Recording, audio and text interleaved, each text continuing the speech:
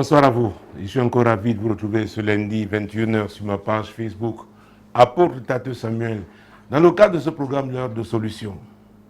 Pendant 60 minutes, nous serons ensemble pour traiter du courrier du jour, pour nous pencher sur la rubrique « Oh Dieu, fixe-moi » et enfin parler de la puissance de la langue.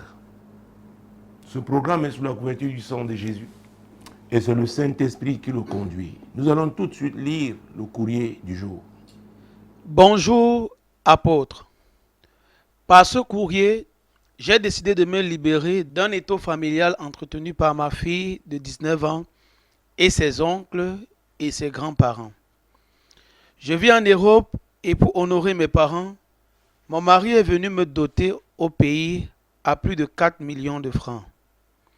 Je croyais que j'allais respirer après, mais le chantage s'est accru. Apôtre, ma fille n'a pas pu me rejoindre ici à cause de ses multiples aventures foireuses. S'il vous plaît, j'ai besoin de vos conseils pour couper avec tout ce monde. Merci et shalom. Lina. Waouh, Lina.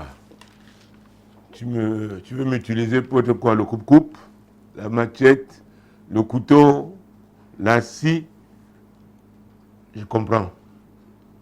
Et ce courrier nous amène à parler, n'est-ce pas, des souffrances que nos frères de la diaspora, n'est-ce pas, connaissent.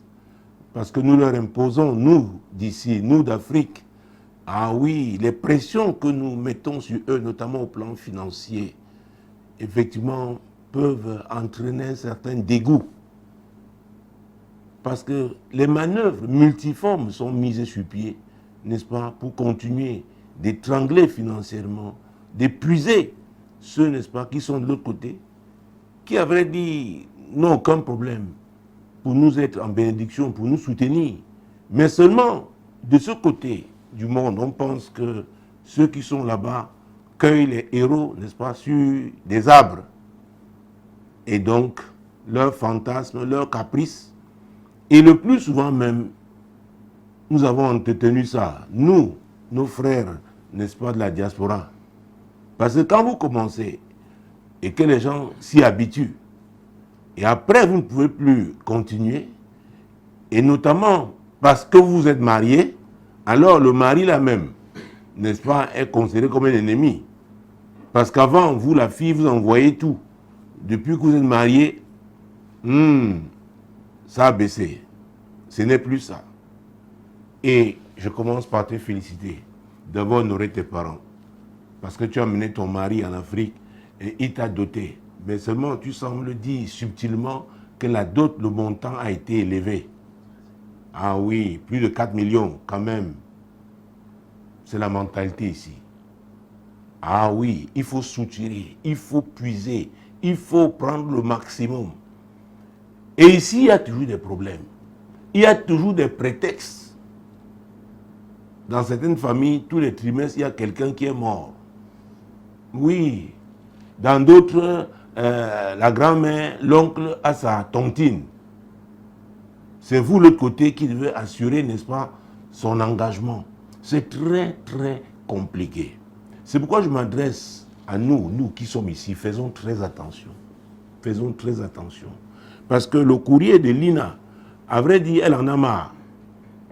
Et elle dit qu'elle veut couper avec tout ce monde. Utilisez seulement cette expression-là. C'est pour vous dire, ah oui, elle est fâchée. Pour vous dire qu'elle n'attend plus rien d'eux. Pour vous dire que ce sont des agents de retard, des agents d'exploitation. Donc, leur présence à ses côtés est négative. Tout ce monde ne lui apporte rien. Alors, mesdames, messieurs, quel que soit le lieu où vous vous trouvez dans ce monde, il est important de comprendre qu'en relation humaine, on apporte toujours quelque chose. Excusez-moi, ce n'est pas toujours en termes d'argent. Mais il faudrait que votre présence auprès de quelqu'un, au moins le rassure, apporte la paix, une parole d'encouragement. Mais quand vous venez toujours pour essayer de subtiliser, d'arracher, de dépouiller, de piller, à un moment donné, vous devenez, n'est-ce pas, dangereux.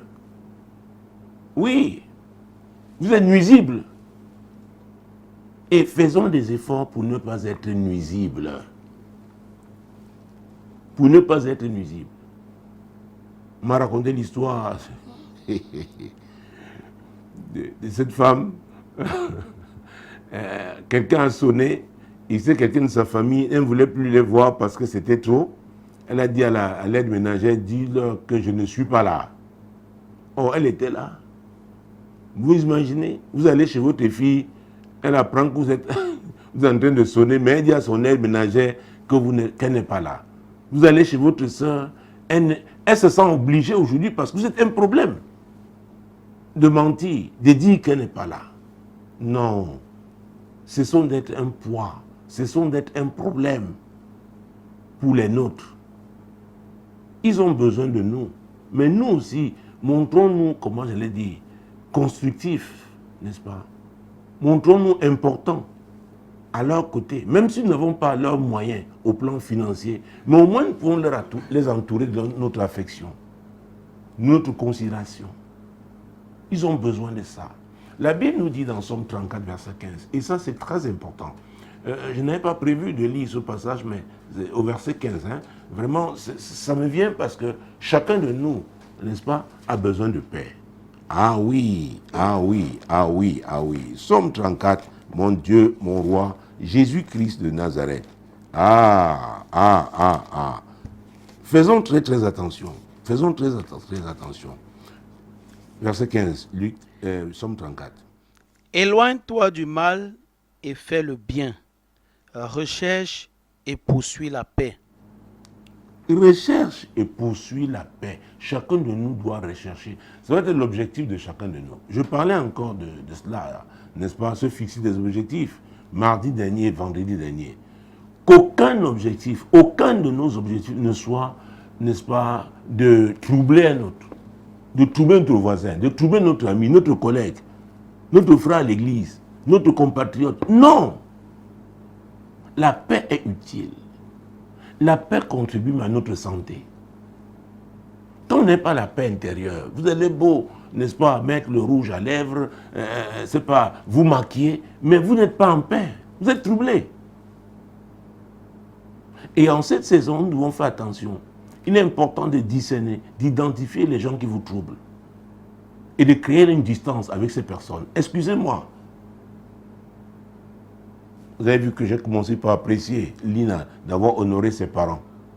Mais quand on devient un problème, on devient nuisible, on doit faire attention. Ah oui, on doit faire attention. Alors, Lina, tu avais ton projet, celui de faire venir ta fille. Et tu nous parles de ces multiples aventures foireuses. Vraiment, pour une fille de cet âge, c'est précoce. Hein? Parce que même si tu as écrit en fin d'année, bon, elle entre dans sa 20e année, mais que toi, sa mère, parle d'aventures multiples et foireuses, ça m'amène à me poser une question. Une question te concernant toi-même. Parce que si elle a 19 ans et que tu venais te marier, parce que quand tu parles à d'autres, ça veut dire que ça a eu lieu il n'y a pas très longtemps. Ça veut dire que tu as eu cette fille étant jeune. Ah! Est-ce qu'elle n'est pas en train de reproduire un modèle? Peut-être qu'entre-temps, toi, tu as rencontré le Christ, il a fait son travail dans ta vie. Mais elle, qu'est-ce qu'elle a hérité? C'est pourquoi, mesdames, messieurs, j'enseigne, quand je parle de délivrance sur la cartographie spirituelle, j'insiste là-dessus. C'est très important s'intéresser à ses origines, avoir le maximum d'informations concernant ses origines. Parce que quand Dieu dit à son serviteur, nous avons lu ce passage la semaine dernière, nous allons le relire, n'est-ce pas, Ézéchiel chapitre 16, verset 1 à 4. C'est très important, mesdames, messieurs. Oui, parce qu'on peut, à vrai dire, être tout simplement une victime. Une victime, parce qu'on vient d'une famille, n'est-ce pas, qui est sous une condamnation. Une famille qui a fait, j'allais dire, directement ou indirectement, sceller des alliances avec le monde des ténèbres, et que les enfants qui naissent de cette famille-là ne sont que des victimes. Alors, nous lisons Ézéchiel, chapitre 16, versets 1 à 4. La parole de l'Éternel me fut adressée en ces mots. Fils de l'homme, fais connaître à Jérusalem ses abominations. Tu diras, ainsi parle le Seigneur l'Éternel à Jérusalem, par ton origine et ta naissance, tu es du pays de Canaan, ton père était un Amoréen et ta mère une Étienne. À ta naissance, au jour où tu naquis, ton nombril n'a pas été coupé. Ah, au jour où tu naquis, ton nombril n'a pas été coupé. Ça, c'est seulement été coupé au plan physique, mais au plan spirituel, Dieu dit que ça n'a pas été coupé. Ça veut dire quoi? Il y a encore une influence des deux familles. Alors on doit s'intéresser. Si on est de Jérusalem, c'est un exemple. Alors, comment vivent les Amoréens? Comment vivent les Étiens? Alors, toi, ta famille, tes parents viennent d'où? Est-ce qu'on se marie chez vous? Il y a des familles où les filles font précocement des enfants à la maison. Il y a des familles, même d'ailleurs, les parents vous disent, avant de vous marier, faites d'abord un enfant à la maison. Et ça, il faut le comprendre. Cet enfant-là est l'enfant de la famille. Ça veut dire qu'on pourra vous tenir. Parce que quand tu peux te libérer d'un étau, c'est parce qu'on te tient. La dot a été payée, mais on dit à ce monsieur, à partir de maintenant, oui, notre fille est ta femme. Mais tout ce qui a précédé nous appartient. Ah oui, c'est la réalité. Alors revenons à ton projet. Avant de parler de la précocité, n'est-ce pas, de la vie aventureuse de ta fille. Tu voulais qu'elle te suive, qu'elle vienne en Europe. Alors ça, c'était ton projet. Est-ce que tu es sûr qu'elle-même partageait ce projet? Je connais l'histoire des jeunes filles ici, on voulait les faire partir, elles étaient amoureuses des garçons ici, elles ont jonglé leurs parents, et le plus souvent sont les mères. Parce qu'elles avaient leur point d'intérêt, ah oui, leur point d'attache, leur centre d'intérêt ici. Vous dites envoyez l'argent pour les papiers, ça disparaît, vous envoyez l'argent pour ci, pour ça, parce qu'elle est amoureuse de quelqu'un ici. Alors ta fille, clairement, est instable. Elle est instable, donc tu voulais la faire venir. Tu es même sûr que si elle arrivait, toi, tu allais te marier? Es-tu sûr qu'elle ne t'aurait pas causé d'autres problèmes sur place là-bas? Dans l'histoire d'un jeune, il est allé quelque part dans un pays du côté de l'Amérique du Nord. À peine arrivé, il a eu un certain nombre d'amis, quelqu'un qui était sans problème ici. Il s'est retrouvé en prison, ce jeune homme. Il est sorti de prison, finalement on l'a expulsé. Parce que les compagnies qu'il avait étaient mauvaises. Donc ce n'est pas forcément parce qu'un enfant vous rejoint en Europe ou du côté de l'Amérique qu'il va réussir. Écoutez, moi j'enseigne et j'insiste toujours sur la nécessité de rechercher la volonté de Dieu. C'est très, très important. La volonté de Dieu pour chacun. Donc ne crois pas que sa vie peut-être aurait été meilleure si elle avait été auprès de toi. Peut-être elle aurait été une source de problème pour toi. Bon, maintenant, elle est là. Elle est instable. Qu'est-ce qu'il faut faire? C'est pourquoi j'enseigne sur l'intercession. Vous savez, ne croyez pas que c'est à coup de marteau que vous allez changer un être humain. Ah non. C'est pourquoi il faut s'adresser donc au Créateur par rapport à la personne. Écoutez, dans la Bible, quand vous lisez l'histoire d'Abraham et Lot, comment Abraham a voulu garder le seul membre de sa famille qu'il avait. Ils se sont retrouvés en aventure en Égypte. Ils sont sortis de là. Abraham avait beaucoup de biens. Abraham lui a donné sa portion. Lui aussi, il a développé, il a eu des serviteurs. Mais à un moment donné, il y a eu une querelle entre les serviteurs de Lot et ceux d'Abraham. Ce qui ne devait pas arriver. Mais ce c'était dans un endroit où la superficie, n'est-ce pas, de ce lieu ne suffisait plus pour que les deux membres de cette famille-là, Abraham et son Lot, n'est-ce pas, continuent de vivre là. Il y a eu donc des problèmes entre les serviteurs de Lot et ceux d'Abraham. Abraham a dit, écoute, tu es mon seul frère, tu es mon neveu, je ne veux pas que nous ayons des problèmes. Cherche un endroit où tu vas aller. Si tu prends la gauche, moi je prends la droite. Si toi tu vas du côté du nord, moi je vais du côté du sud. La Bible dit que Lot regarda du côté de Sodome. C'était comme un jardin de l'Éternel, un lieu verdoyant, un lieu beau. Et il s'y est allé, et il s'y est installé. Mais nous connaissons la suite. Nous connaissons la suite. Un jour, Abraham est surpris, 3 anges arrivent, des hommes, des êtres, ils se sont présentés sous la forme humaine. Et il a compris que c'était des envoyés de Dieu. Et il les a suppliés, il a intercédé pour qu'ils mangent chez lui. Et c'est quand ils partaient qu'ils ont dit, il n'est pas normal que nous n'annoncions pas à Abraham, que nous ne parlions pas de l'agenda que Dieu a pour Sodome.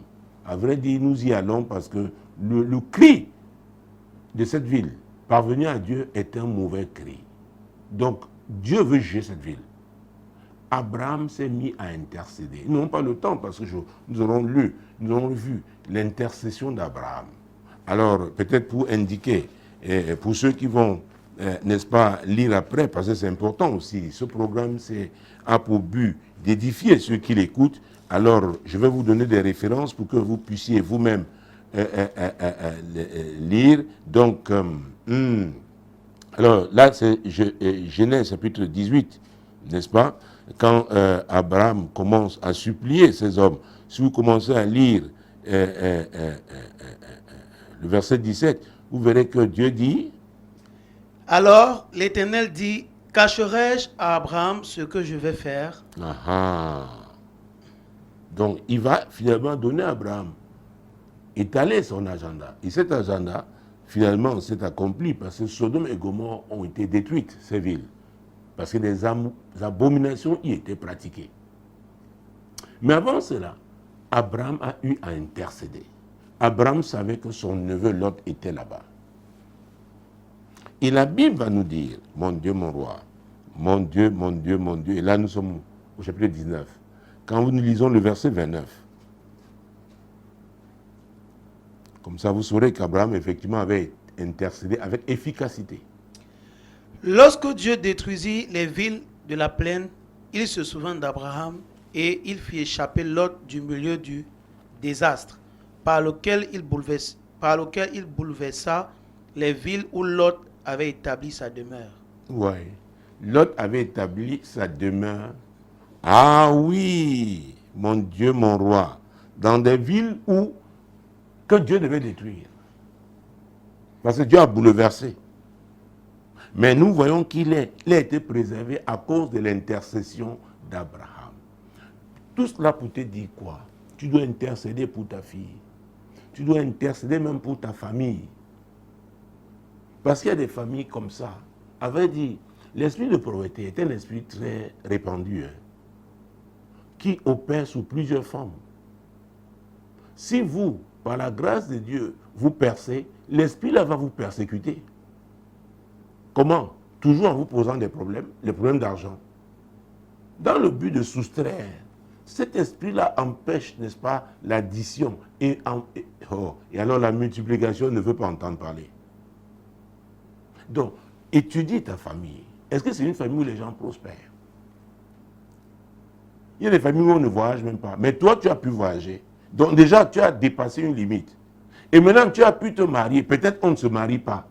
Tu as encore dépassé notre limite. Donc c'est pourquoi on a dit pour la dot, on va vous montrer. Au moins 4 millions. C'était plus de 4 millions. Gloire à Dieu, ton mari a payé. Maintenant, cet homme a besoin de paix dans son mariage. Et c'est pourquoi tu veux te libérer de l'étau. Parce que toi, tu es prise dans un piège. Toi qui es son épouse, tu ne peux pas, n'est-ce pas, œuvrer pour cette paix. Et c'est légitime qu'il aspire à cette paix. Donc je comprends ton problème. Te libérer de cet étau. Mais seulement je dois te dire que ce n'est pas une affaire charnelle seulement. Il y a une dimension spirituelle. Alors, si toi tu as connu Christ, il est important de commencer à intercéder pour ta famille. Et l'intercession sera efficace quand tu auras un certain nombre d'informations concernant cette famille. Ah oui, s'il y a la pauvreté qui est répandue dans cette famille, pourquoi cette pauvreté? Dieu te parlera.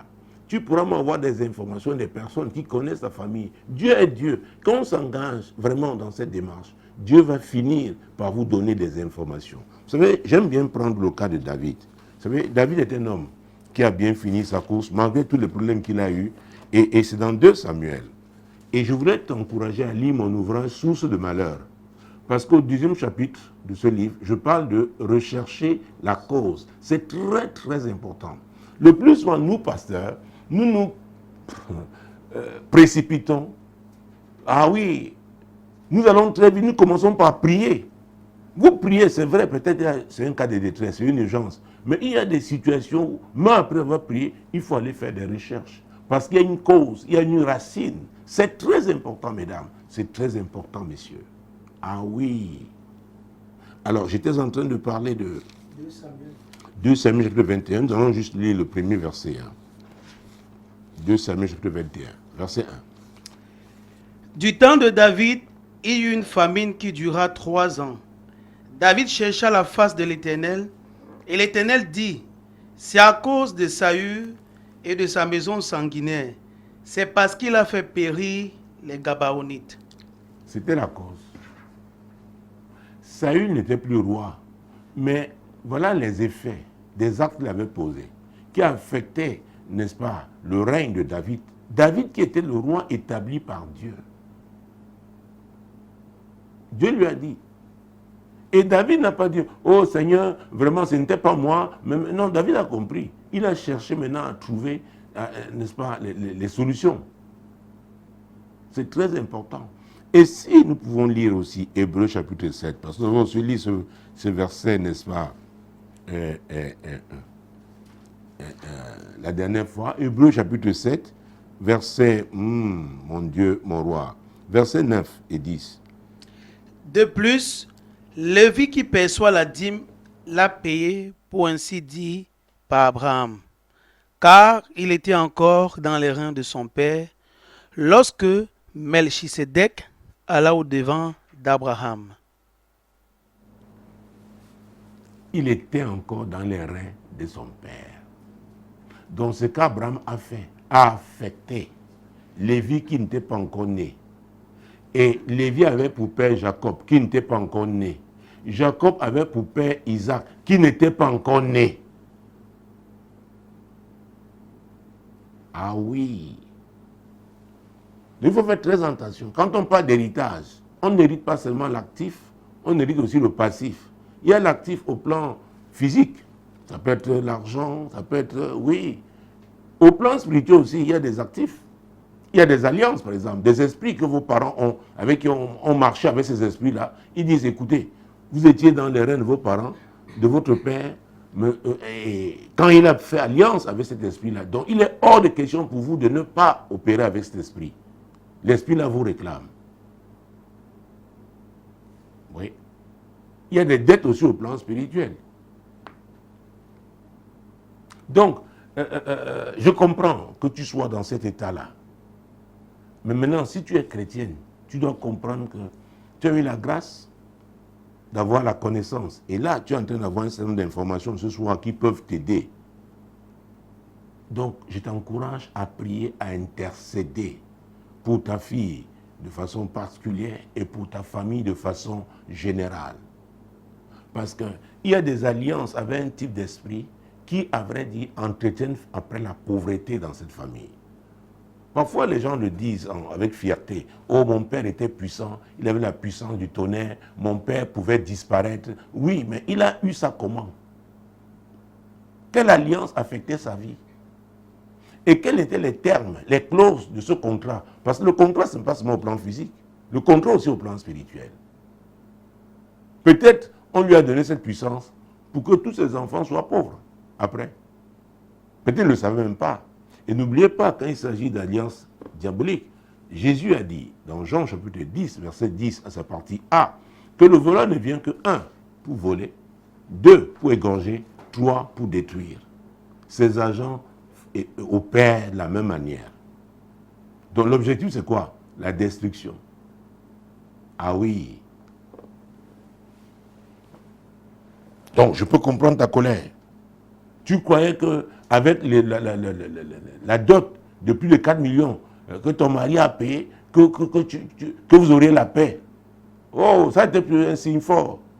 S'ils ont pu payer 4 millions ici, mais chaque mois, Ils peuvent faire leur budget maintenant comptant sur vous. Et les gens le font ici. Ils budgétisent leur tontine. Alors que vous vous battez, parfois ils ne savent pas que vous êtes un agent de ménage quelque part. Ils ne savent pas que vous avez 2 boulots. Ils ne savent pas. Ils se disent non. Nous voyons sur le net comment il y a des immeubles seulement de belles routes. Donc envoyer seulement. Envoyer seulement. C'est pourquoi ceux qui continuent à jouer à ce jeu, céder aux caprices de la famille, sachez qu'à un moment donné, vous serez coincé. Parce que ces gens sont insatiables.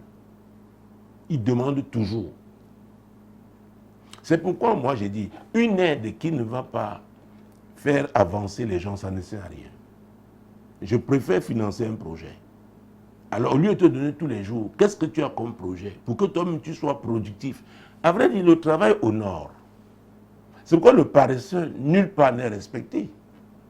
C'est pourquoi je vous ai dit tout à l'heure, toute relation qui ne vous fait pas avancer est inutile. Elle est inutile. Parce que vous avez au moins besoin de quelqu'un qui va vous encourager. Est-ce que cette personne est une source d'encouragement pour vous, même si elle n'a pas grand-chose dans ses poches? C'est important.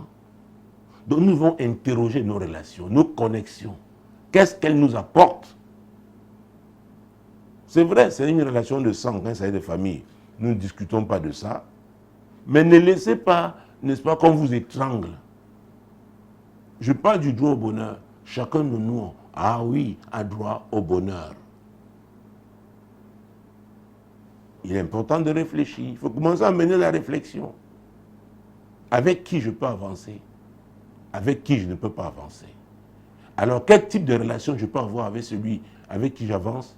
Quel type de relation j'aurai avec celui-là qui est un agent de retard? C'est la famille. Vous ne direz pas que ce n'est pas un membre de votre famille. Mais il est important que vous soyez rigoureux. C'est important. Même si on va vous accuser, on dit toujours. On dit toujours. Mais vous avez un objectif. Je rappelle que nous sommes des missionnaires sur cette terre. Et Dieu nous parle d'achèvement cette année. Donc chaque étape de votre vie, il est important de bien finir. Alors quiconque est un agent de retard, est un agent de confusion dans le projet que Dieu vous a donné, il faut le neutraliser. Parfois, il faut qu'il prenne, établir une distance.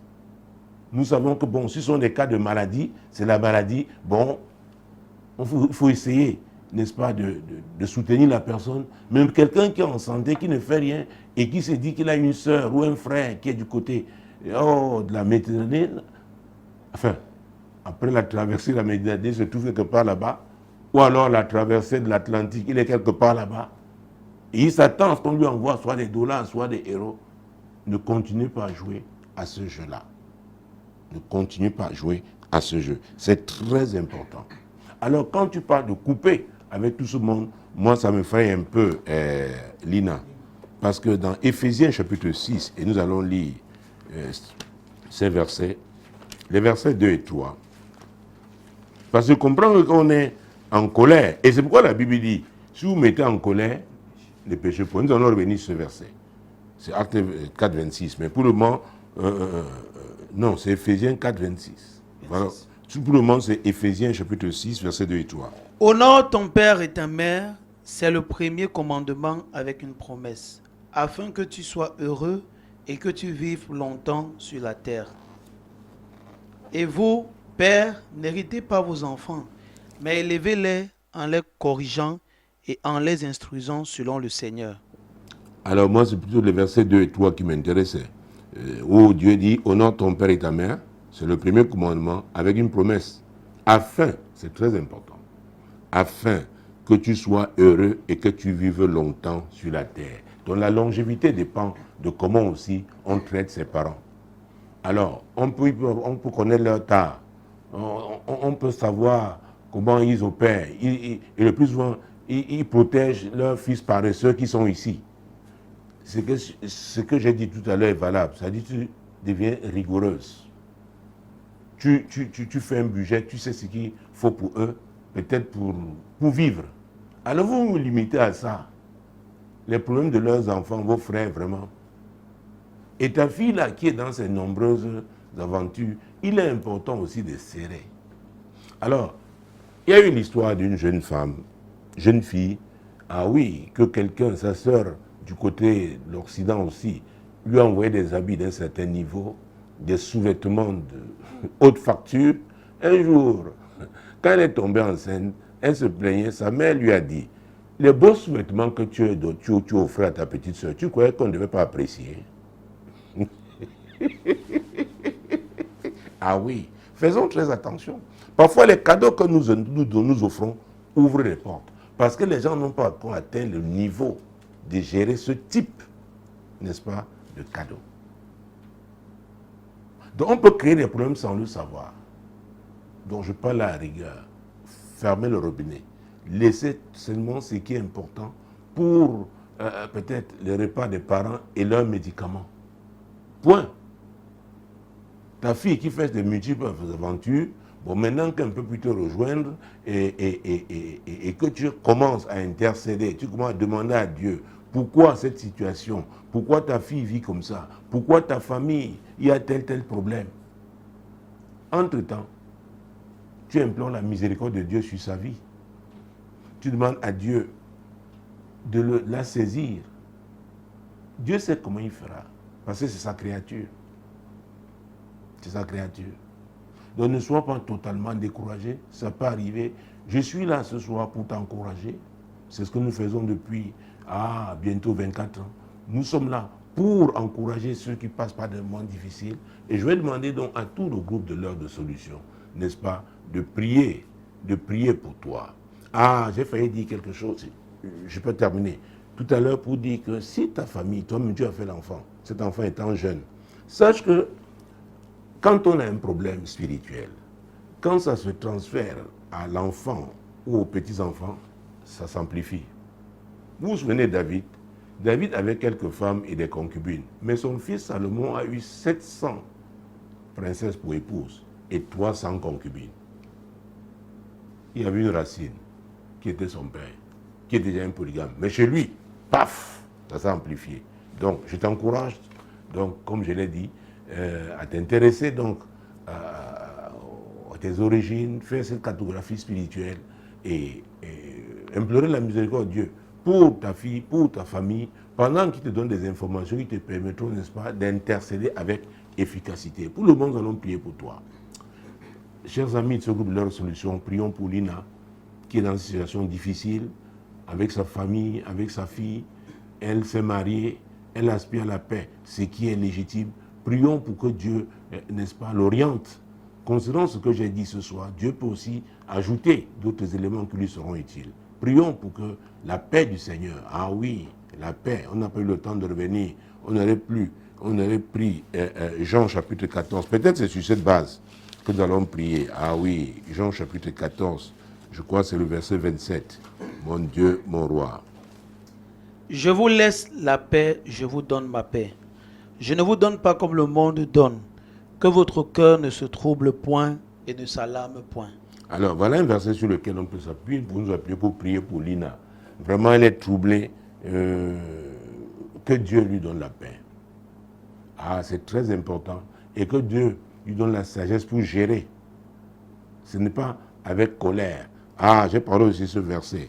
Éphésiens chapitre 4, verset 26 et 27. Que tu comprennes que la colère ne peut pas t'aider dans ta situation. Tu as besoin de sérénité, tu as besoin de la paix de Dieu, tu as besoin de l'orientation de l'Esprit de Dieu. Éphésiens chapitre 4, verset 26 et 27. Si vous vous mettez en colère, ne péchez point. Que le soleil ne se couche pas sur votre colère et ne donnez pas accès au diable. Voilà.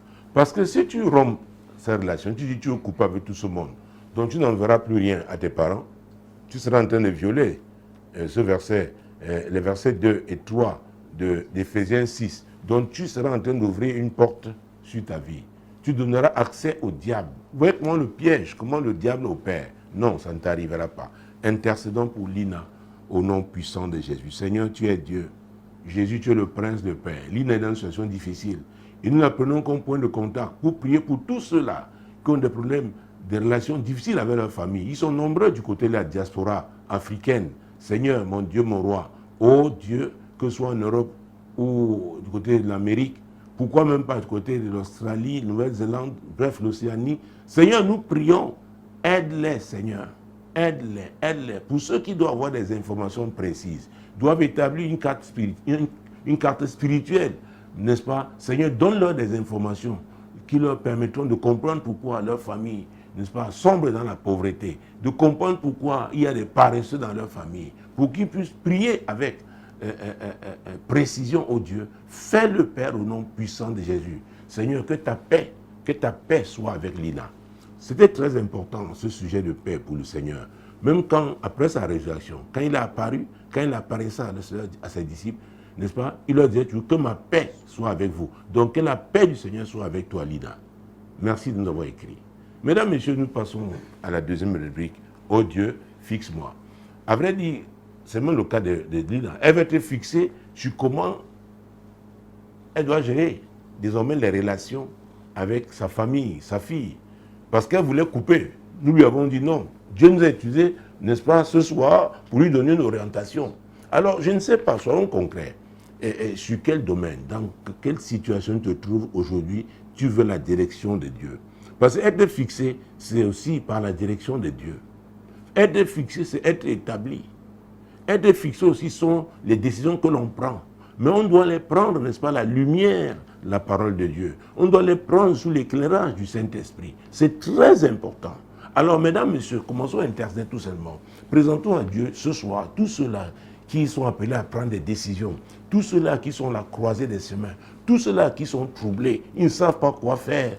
Prions, intercédons afin que Dieu les fixe, que Dieu se souvienne d'eux, que Dieu les oriente, que Dieu leur donne des conseils, que le Seigneur se révèle même à eux, au nom puissant de Jésus. Parce que parfois, les problèmes, ce n'est pas les problèmes que beaucoup rencontrent le Seigneur.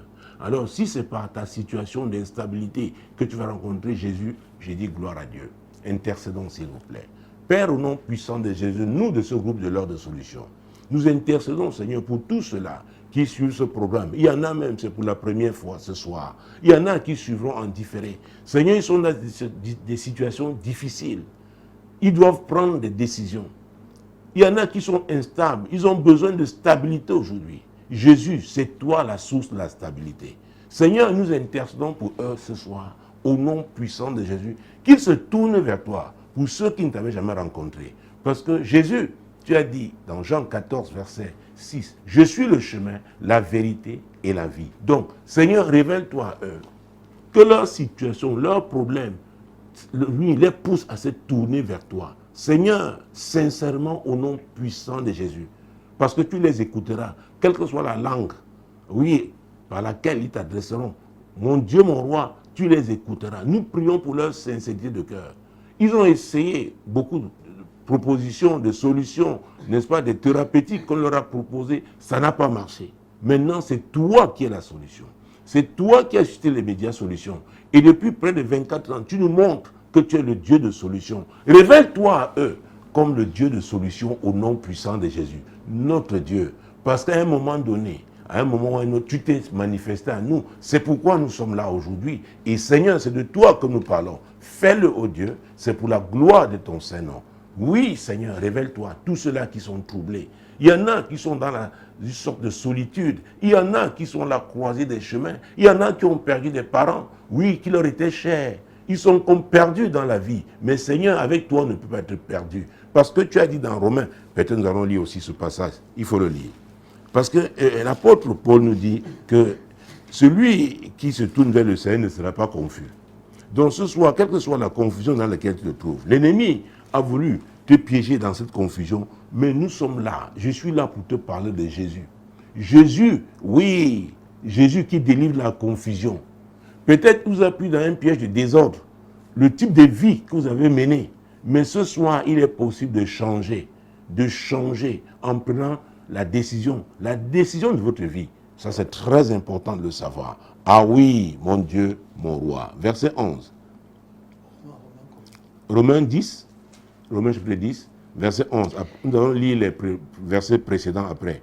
Quiconque croit en lui ne sera point confus. C'est-à-dire quiconque croit en Jésus.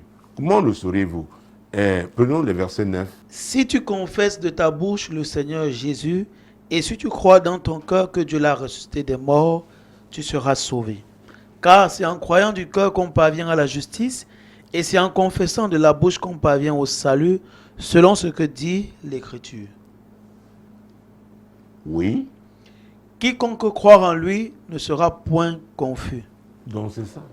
Jésus sort quiconque de la confusion.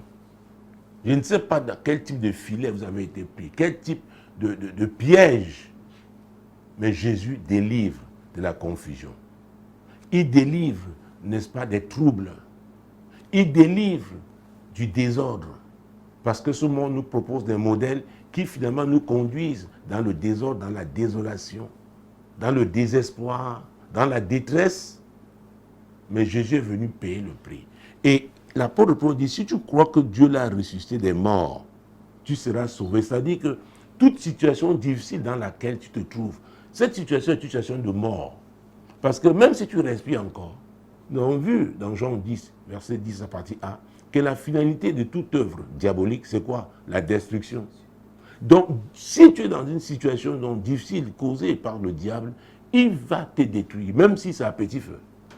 Donc, il est possible pour toi de changer ça ce soir. Tu dis, je refuse cette vie-là, cette vie de désordre. Peut-être c'était la débauche. Ah oui. Mon Dieu, mon roi. J'ai rencontré des gens. Et je parlais encore de cette vision, cette révélation hier. Quelqu'un qui sortait d'un casino déviant. Ah oui, il était perdu. Il voulait aller se jeter, n'est-ce pas, après avoir bu, c'est-à-dire dans un état d'ivresse, se jeter, n'est-ce pas, dans le lac, se disant que bon, c'est fini, qu'il avait tout perdu. Mais Dieu lui rappelait qu'il avait une vigne que sa grand-mère avait laissée, qui avait été abandonnée, que Dieu pouvait le relever s'il se remettait donc à réexploiter cette vigne. Le diable prend les gens comme ça dans ce piège, leur prouve, les convainc qu'il n'y a plus rien à faire, qu'il n'y a plus de solution. C'est pourquoi, vous voyez, les gens finissent par se suicider. Toi qui me regardes ce soir, je ne sais pas dans quelle situation tu te trouves, dans quel type de détresse, mais je suis là, le Seigneur m'a envoyé et il a voulu que tu m'écoutes en ce moment, mon Dieu, pour te dire que ce n'est pas encore la fin pour toi, qu'un nouveau départ est possible. Même si on t'a abandonné, même si ton mari qui t'a quitté, même si c'est celle que tu aimais qui t'a quitté, même si tes enfants qui t'ont tourné le dos et que tu te sentes seul ce soir, je suis là pour te dire que Jésus est prêt, il veut t'embrasser. Il a payé le prix pour que tu ne sois plus seul, pour que tu lui permettes d'être à tes côtés, pour t'encourager, pour te fortifier, pour tenir ta main et te conduire à bon port. Ah oui, il veut que tu achèves, il veut que tu finisses bien ta course sur cette terre. La souffrance que tu connais là vient du diable. Mais Jésus est venu. Et ça, c'est la partie A de Jean 10. Ah, nous lisons souvent la partie... non, c'est la partie B de Jean 10. Nous lisons souvent la partie A, parce que nous parlons de ce que le diable fait. Mais qu'est-ce que Jésus, lui, a promis de faire? Moi, je suis venu afin que mes brebis aient la vie et qu'elles soient dans l'abondance. Ah, ah. Que tu aies la vie et que tu sois dans l'abondance. C'est ce que Jésus, c'est pourquoi Jésus est venu. C'est pourquoi il a payé le prix à la croix du calvaire. Et c'est pourquoi son serviteur, l'apôtre Paul, dit, si tu confesses, de ta bouche, en croyant, dans ton cœur, que Dieu l'a reçu des morts, toi aussi tu vas te ressusciter. Ça dit quoi? Il va te sortir de cette situation-là. Mesdames, messieurs, c'est possible ce soir. Peu importe cette situation. Peut-être, par ta vie de débauche, te retrouver avec une maladie incurable. La Bible dit dans Hébreu, oh mon Dieu, mon roi, lisons. Oh, Dieu est en train de susciter votre foi ce soir. Il voudrait que vous relâchiez votre foi. Et nous sommes dans le 13e chapitre du livre d'Hébreu. Mon Dieu, mon roi, Jésus-Christ de Nazareth. Hébreu, chapitre 13, mon Dieu, mon roi, verset 8. Jésus-Christ est le même hier, aujourd'hui et éternellement. Ah ah. Il est le même. Il est le même. Il n'a pas changé. Oh, j'avais prévu parler de l'histoire de Jairus à la dernière La dernière partie, on peut la prendre maintenant. Hein. Marc chapitre 5. Et ça, c'est très important de comprendre ça. Marc chapitre 5. Oh mon Dieu, mon roi. Jésus-Christ de Nazareth. Vous savez, quand je parle de lui, je me souviens de ce qu'il a fait dans ma vie. Oh mon Dieu, et je sais qu'il le fera dans la vôtre. Parce qu'il est le même hier, aujourd'hui et éternellement. Le prix qu'il a payé, il a payé une fois pour toutes. Et la victoire, c'est une victoire à 100%. Donc, vraiment, vous pouvez vous jeter. Abandonnez-vous à lui. Totalement. Et vous verrez. Et vous verrez. Mon Dieu, mon roi. Je parlais de Marc chapitre 5, verset 22. Alors vint un des chefs de la synagogue nommé Jairus qui, l'ayant aperçu, se jeta à ses pieds et lui adressa cette instance prière. Ma petite fille est à l'extrémité. Viens, impose-lui les mains afin qu'elle soit sauvée et qu'elle vive. Jésus s'en alla avec lui et une grande foule le suivait et le pressait. Jésus est le même hier, aujourd'hui éternellement. À l'époque, il était physiquement présent sur la terre. Et il pouvait aller, n'est-ce pas, là où on le sollicitait. Mais il était géographiquement limité. Vous devez comprendre ce que Jésus a fait à la croix du Calvaire. Il a payé le prix. Et il a promis qu'il devait bâtir son église. Ah oui. Et que les portes du séjour des morts ne devaient pas prévaloir contre elle. Et l'église est née le jour de la Pentecôte, quand le Saint-Esprit s'est répandu. Oh, peut-être nous allons garder la main sur Marc et prendre Acte chapitre 2. Mesdames, messieurs, ce sont des passages que l'Esprit de Dieu me donne comme ça. Et c'est pour vous. Et c'est pour vous. Parce qu'un miracle, ah oui, un miracle va se produire. Un miracle se fera dans la vie de celui-là qui était désespéré, découragé. Ah oui, croyant que tout était fini. Mais Jésus n'avait pas encore dit son dernier mot. Et ce soir, il va vous visiter. Nous sommes dans Acte chapitre 2. Mon Dieu, mon roi. Oui. Verset 1 et suivant. Le jour de la Pentecôte, ils étaient tous ensemble dans le même lieu. Tout à coup, il vint du ciel un bruit comme celui d'un vent impétueux, et il remplit toute la maison où ils étaient assis. Des langues semblables à des langues de feu leur apparurent séparées les unes des autres et se posèrent sur chacun d'eux. Ça, c'était le baptême du Saint-Esprit. Jésus qui avait fait la promesse du Saint-Esprit, il a répandu. Et le Saint-Esprit est partout. Jésus ne pouvait pas aller physiquement partout. Mais aujourd'hui, le Saint-Esprit peut aller partout. Il peut entrer dans votre chambre là maintenant. C'est celui qui convainc de péché, de justice et de jugement. Pendant que je parle, parce qu'il m'inspire, est-ce que vous allez laisser votre cœur être convaincu par le Saint-Esprit? C'est comme ça que vous pouvez donner votre vie à Jésus. Et quand vous donnez votre vie à Jésus, le Saint-Esprit entre, il habite en vous. C'est-à-dire Dieu est en vous. Vous n'êtes plus seul. Oh mon Dieu, ça c'est la bonne nouvelle. Vous n'êtes plus seul. Pour ceux qui se croyaient être seuls, qui étaient désespérés, je ne sais pas où tu te trouves. Peut-être tes enfants t'ont abandonné, n'est-ce pas? Oh mon Dieu, mon roi, dans une case quelque part, parce que c'est pour les retraités, c'est pour les personnes âgées. Mon Dieu, mon roi, Jésus veut habiter dans ton cœur aujourd'hui, dans ta vie aujourd'hui. Il veut que ton corps soit son habitation. Et tu pourras parler avec ton Dieu. Lui qui t'a créé, il t'a créé pour un but. Et il envoie donc l'esprit là, quand tu lui ouvres les portes pour qu'il entre dans sa vie par Jésus-Christ que tu confesses, parce que tu as cru. Alors, désormais, tu peux parler avec Dieu. Parce qu'il est dans ta vie. Dieu n'est plus loin. Loin, loin, loin, loin. Comme la religion veut qu'on Dieu nous fait croire. Il habite désormais en vous. Est-ce que vous le voulez? C'est simple. Il faut confesser de votre bouche, en croyant dans votre cœur. Et ce soir, Jésus vous sortira de cette confusion. Je peux vous aider à le faire. Tout simplement, répétez cette courte prière après moi. Seigneur Jésus, je crois que tu es le Sauveur. Parce que Dieu t'a ressuscité des morts. Je crois que tu es vivant pour me sauver. Et je reconnais que je suis un pécheur. Je le regrette. Ce soir, je te demande pardon, Seigneur. Je m'engage à te suivre. Et je sais que comme je le fais, tu viens habiter dans ma vie. Le Saint-Esprit vient habiter dans ma vie. Et je déclare que je ne suis plus seul. Déclare-le, parce que tu le crois. Saint-Esprit de Dieu, cette femme, cet homme qui fait cette déclaration, c'est un nouveau départ dans sa vie. Tu connais son corps, qui est devenu ton temple. tu connais les dégâts que le diable a causés dans son corps. Oh, dans Romains chapitre, oh mon Dieu, mon roi, Saint-Esprit de Dieu, oh mon Dieu, Romains chapitre 8, verset 11. Et si l'esprit de celui qui a ressuscité Christ d'entre les morts habite en vous, celui qui a ressuscité Christ d'entre les morts rendra aussi la vie à vos corps mortels par son esprit qui habite en vous.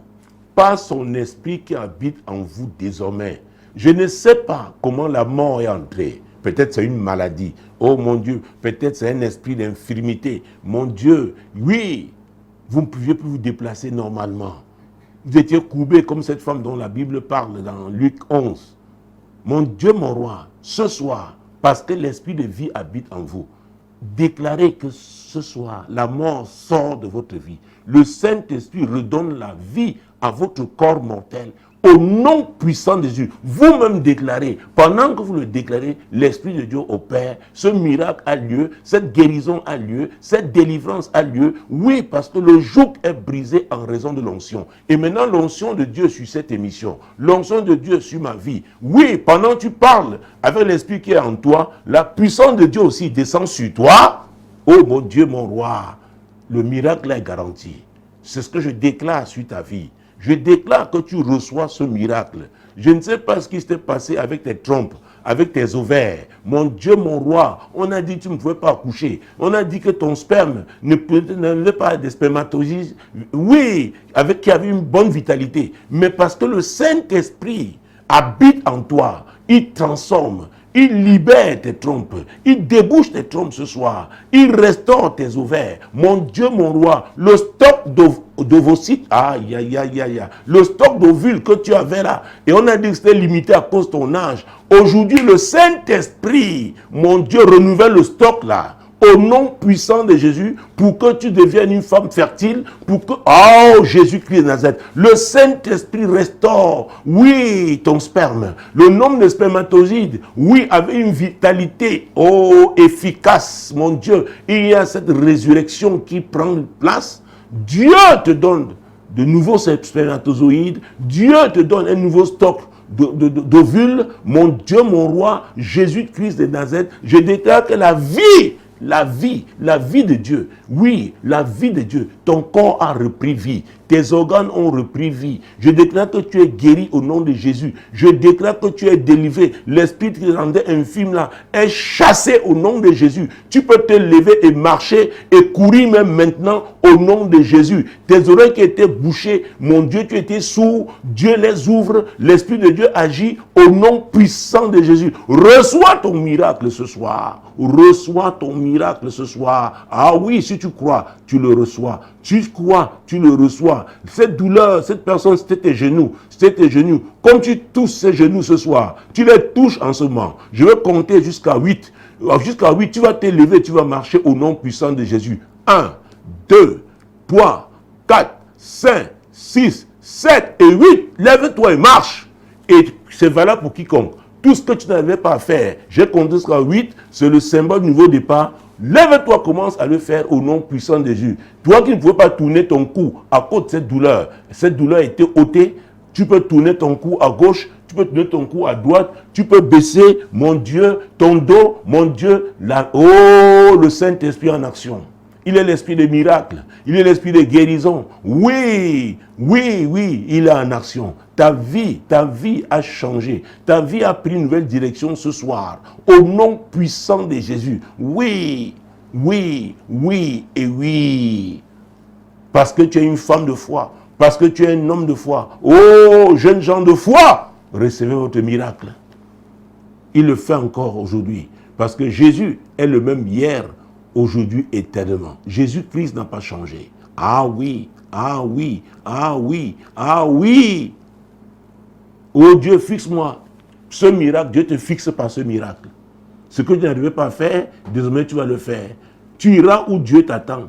Parce que ce soir, les barrières hostiles sont renversées au nom puissant de Jésus. Ah oui, en faisant l'onction, le joug est brisé. Ce joug qui t'empêchait de te déployer est brisé au nom puissant de Jésus. Je ne sais pas quel qualificatif on t'avait donné, mais Dieu te donne une nouvelle vie. Ce qui était impossible hier devient possible. Car rien n'est impossible à Dieu.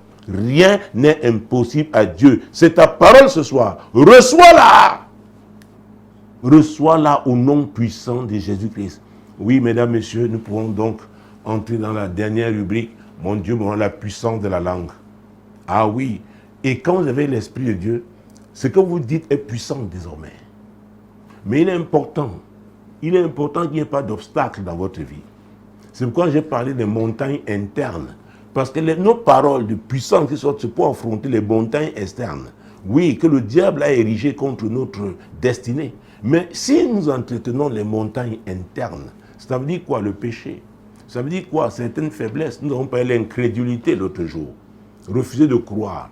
Jésus avait dit à ses disciples, jusqu'à quand serai-je encore avec vous? Parce qu'ils étaient incrédules. L'incrédulité empêche la foi de se manifester.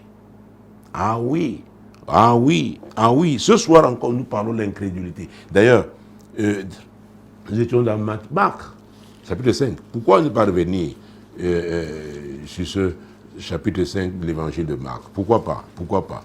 Mon Dieu, mon roi. Ah, ici. Vous allez voir comment Jésus lui-même a eu à affronter l'incrédulité. Vous savez, arrivé dans sa nation à Nazareth, et dans sa patrie, il n'a pas fait grand-chose parce que les gens étaient incrédules. Ils n'ont pas cru. Mais quand il est allé à Capernaum, son ministère a connu la percée. À Naïm, il a ressuscité l'enfant de cette veuve, son fils unique. Donc il faut déployer sa foi. L'incrédulité est un problème. C'est un obstacle au miracle. Ah oui, alors quand nous lisons Marc chapitre 5, parce que nous y étions déjà tout à l'heure, alors je vais trouver pour que la lecture ne soit pas longue, n'est-ce pas? Alors, Jésus-Christ de Nazareth, verset 25. Or, il y avait une femme atteinte d'une perte de sang depuis 12 ans. Oui. Elle avait beaucoup souffert entre les mains de plusieurs médecins. Elle avait dépensé tout ce qu'elle possédait et elle n'avait éprouvé aucun soulagement, mais était allée plutôt en empirant. Ayant entendu parler de Jésus, elle vint dans la foule par derrière et toucha son vêtement. Car elle disait, si je puis seulement toucher ses vêtements, je serai guéri.